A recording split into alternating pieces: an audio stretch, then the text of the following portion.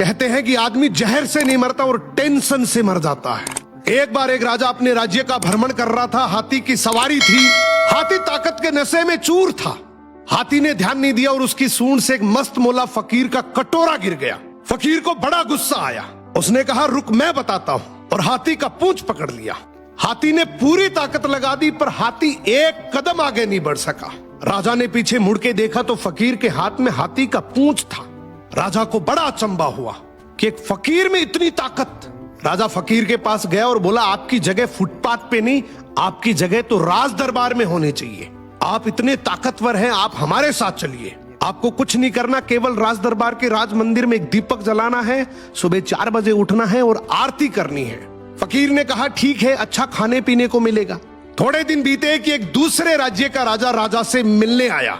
राजा ने रौब जमाने के लिए बातों ही बातों में बोल दिया कि हमारे राज्य की सेना और प्रजा की तो बहुत दूर की बात है। हमारे राज्य के तो फकीर भी इतने ताकतवर हैं कि एक बार तो हाथी को भी पकड़ ले तो हाथी भी एक कदम नहीं बढ़ सकता।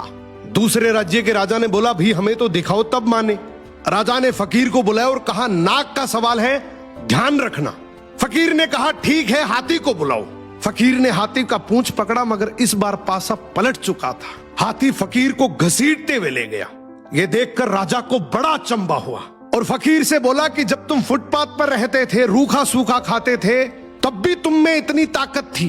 अब तो तुम राज दरबार में रहते हो, 56 प्रकार के भोजन करते हो, फिर ताकत कहां गई? फकीर जोर से हंसा और बोला, राजा जी, ताकत को टेंशन खा गई। पहले मेरे कोई टेंशन नहीं थी, कब उठना है, कब जागना है, कब सोना है। अब रात को सोता हूं तो टेंशन लेकर सोता हूं कि सुबह 4 बजे उठना है, दीपक जलाना है, आरती करनी है। टेंशन मेरी ताकत को खा गई। यही हालात आज के समय की है। हम सोते हैं तो हर दिन हजारों टेंशन लेकर सोते हैं जो हजारों बीमारियों को न्योता देती है, जबकि हमें पता है कि टेंशन करने से कुछ नहीं होगा। वही होगा जो भगवान को मंजूर है। फिर टेंशन करने का क्या